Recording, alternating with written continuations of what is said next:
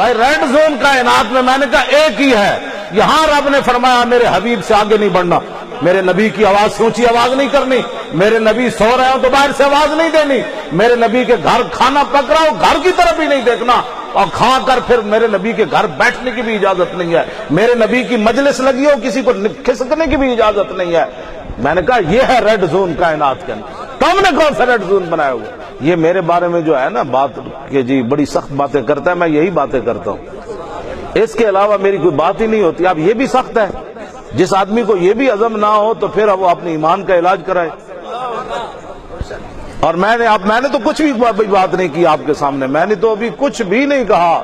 میں نے تو صحابہ اکرام کی جو باتیں ہیں میں بڑی چھپا چھپا کے رکھتا ہوں. ہاں جی, حضور کی امت جو ہے وہ سمجھے اس بات کو, ایسے نہ ہو. حضور خود جو ہے وہ اس پر خوش ہوتے ہیں جب رسول اللہ کی عزت کے لیے کوئی آدمی ایسے چلے نا. میدان احد کے اندر حضور نے ایسے تلوار اٹھائی, فرمایا من یاخذ ھذا السیف بحقہ, فرمایا کون ہے جو اس تلوار کا لے کر حق ادا کرے. ابو دجانہ آگے آئے, عرض کی حضور اس کا کیا حق ہے؟ فرمایا اتنی چلے کہ ٹیڑھی ہو جائے. عرض کی اس کا دوسرا حق کیا ہے؟ فرمایا کسی مسلمان پر نہ چلے.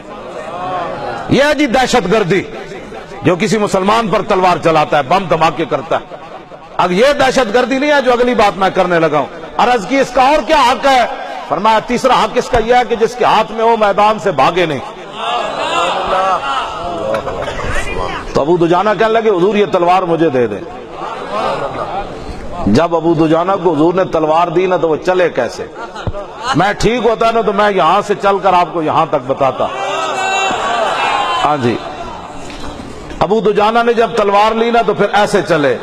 انا الذی عاہدنی خلیلی ونحن بالصفق لدى النخیل, اللہ قومت دار فی القیول, اضرب بسیف اللہ والرسول. کہا کہ آج رسول اللہ نے مجھے تلوار دی جہاں بہت ساری کھجوریں موجود تھیں.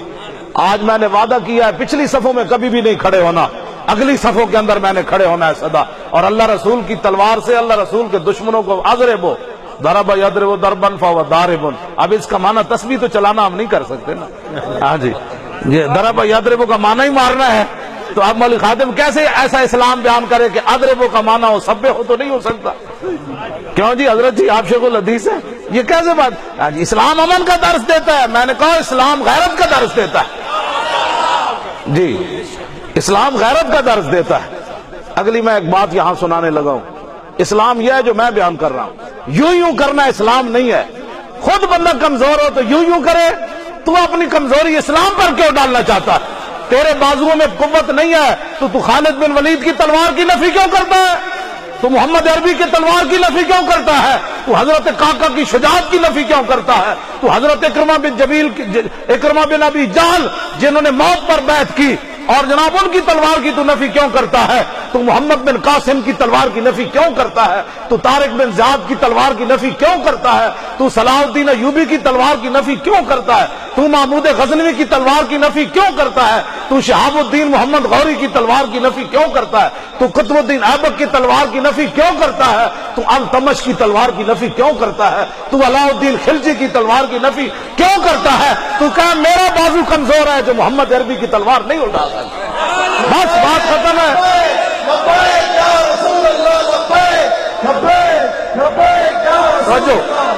میں جو بات کر رہا ہوں وہ ذرا سنیں اسلام کیا ہے. جنگ یرموک, اچھا وچ پنجابی ہو گیا نا. جنگ یرموک میں توجہ, جنگ یرموک میں مسلمانوں کی تعداد بہت قلیل تھی. اسلام کو ضرورت پڑ گئی. کٹے ہوئے بازو کے ساتھ عمر بن طفیل دوسی بھی چلے گئے. باپ اور ایک بازو جنگ یمامہ میں دے چکے. حضرت طفیل بن عمر دوسی ختم نبوت کی خاطر شہید ہو گئے, آپ کے باپ, اور آپ بیٹے کا بازو بھی کٹ گیا.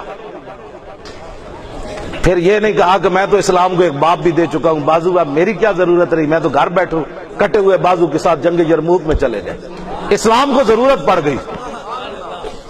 86 سال بوڑھے صحابی بھی چلے گئے, عمر بن مادی کرب بھی چلے گئے.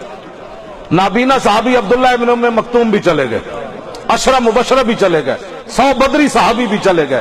اللہ کے بندو, جب حضور کی عزت کی بات آئے نا تو دکانیں بند کر کہو آج ہی تو مزہ ہے دکان بند کرنے کا۔ اللہ اللہ اللہ، اللہ آپ کو سلامت رکھے، آپ کے رشتہ داروں کو بھی سلامت رکھے، سدا بہار رکھے، لیکن موت تو ایک اٹل ہے، کسی کے رشتہ دار پر بھی تو دکان بند ہو جاتی ہے، لیکن تو کتنا خوش نصیب ہے جو حضور کے لیے کسی دن بند کر دے۔